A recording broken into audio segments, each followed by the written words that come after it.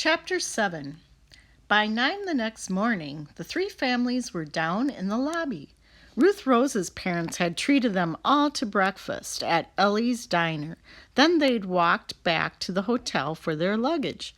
While the adults thanked Mr. Linkletter and the Spivitzes, the kids huddled on the sofa. "What are we going to do?" Dink asked. "Mr. and Mrs. Spivitz are selling the hotel today." Ruth Rose pulled the white hair from her pocket. "This proves that someone is just pretending to be the ghost," she said. "But we don't know who or why." "Maybe one of the guests has white hair," Josh said. "Josh, all the guests are gone except Mr. and Mrs. Jeffers, and they both have dark hair," Ruth Rose reminded him. "Could the hair be from a wig?" Dink asked. The ghost could have been wearing a costume and makeup. "That's it," Josh cried. "Last night I smelled makeup in the hall. I remember that yucky smell from last Halloween." Just then Mr. Linkletter walked over to the kids. He looked even more unhappy than he had the day before. "This is a sad day," Mr. Linkletter said. "Each, Rail, and Rook will be here at noon with the papers." "Noon?" Ruth Rose jumped up. "Then we still have 3 hours." Mr. Linkletter gazed down at her. "I'm afraid it's too late." He shook his head and walked away. "We have to find out who's pretending to be the ghost," Ruth Rose said. "If we don't, Livy and Mr. Linkletter will lose their jobs. And Mr. and Mrs. Spivitz will lose their home," Dink added. "Guys, I think I know who the ghost is," Josh said. Dink and Ruth Rose stared at him. "Well," Dink said, "who?" "The only people left in the hotel are Livy, Mr. Linkletter, and his aunt and uncle, right?" "Right," Ruth Rose said. "And we know that none of them want the hotel to be torn down," Josh continued. "You forgot about Mr. and Mrs. Jeffers," Dink said. "They're still here." Josh grinned. "Bingo! The Jefferses," Ruth Rose said.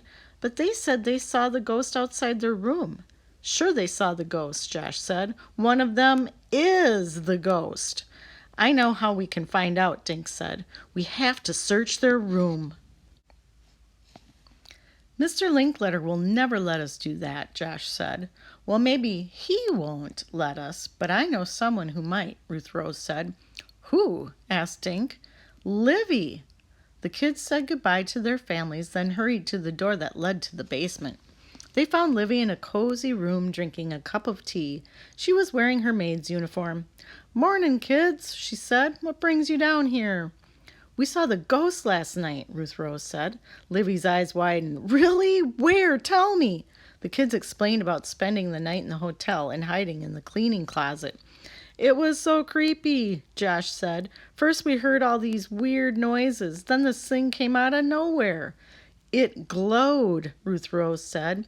She showed Livy the white hair. "And we found this." "We think the ghost is one of the guests wearing a costume and wig," Dink explained. Suddenly Livy let out a gasp. "It was a wig!" she cried. "What was?" Ruth Rose asked. "I just remembered," Livy said. "Yesterday I was in 301 getting ready to vacuum. When I looked under the bed for shoes and stuff, I saw this hairy white thing. I thought it was a rat, but it could have been a white wig." "Who's in room 301? Dink asked. Livy shrugged. "I don't know their name, but they're a nice couple from New York." "Could you let us in so we could check the room for clues?" Ruth Rose asked. Livy shook her head. "Sorry, but you know how Mr. Linkletter is about the guests' privacy." "But Mr. and Mrs. Spivitz hired us to get rid of the ghost," Dink said. "Besides, if they have to sell the hotel, you and Mr. Linkletter will lose your jobs." "And Mr. and Mrs. Spivitz will have to move," Ruth Rose added. "Please, Livy, it won't take us long." Livy took a moment to think. "Okay," she finally said, "but just for 2 minutes." "Hey, what's this?" Josh had stuck his head into a small opening in one wall.